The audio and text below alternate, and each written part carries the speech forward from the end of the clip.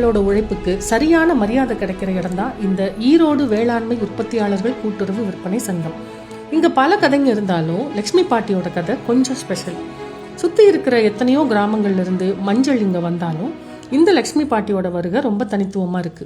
கருங்கல் பழைய சொசைட்டிக்கு வந்திருக்கிறா, 20 வருஷமா சொசைட்டிக்கு வந்துகிட்டு இருக்கிறா. இந்த கமிட்டி ஒழுக்கமாவோ இல்லை நல்ல முறையில் நடந்துட்டு இருக்குது. பணமெல்லாம் எங்களுக்கு சொசைட்டிலேருந்து பேங்க் அனுப்பிடுறாங்க. எந்த பொருளுமே நம்பிக்கையாக நாணயமாக இந்த சொசைட்டி நடக்குது. கடந்த 20 ஆண்டுகளா தன்னோட கிராமத்திலிருந்து மஞ்சள் விற்பனைக்காக இங்க வராங்க லட்சுமி அம்மா. வயோதிகம் இவங்களை சோர்வடைய செய்யல. ஆச்சரியம் என்னன்னா, இந்த வியாபாரத்தை இவங்களே தனியாளா பாத்துக்கிறாங்க.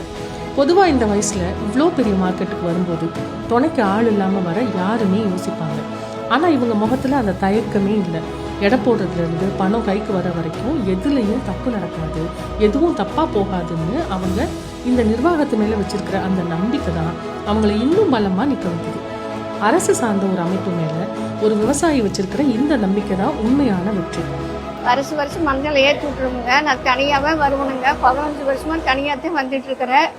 எந்த குறையும் இல்லை. சொசைட்டியில் நல்ல முறையாக நடக்குது. பணம் எங்களுக்கு பேங்க் வந்துடுது. எந்த இதுவுமே கிடையாது. நல்ல முறையாக நடக்குது. ஈரோடு வேளாண்மை உற்பத்தியாளர்கள் கூட்டுறவு விற்பனை சங்கம் துவக்கப்பட்டு 65 வருஷம் ஆச்சு. 17,480 உறுப்பினர்களோட வருஷத்துக்கு 100 கோடியை தாண்டின வியாபாரம். தொடர்ந்து 35 வருஷமா 14% டிவிடெண்ட் கொடுக்கிற அளவுக்கு லாபத்தோட வெற்றிகரமா இயங்கிட்டு இருக்கு ஈரோடு வேளாண்மை உற்பத்தியாளர்கள் கூட்டுறவு விற்பனை சங்கம்.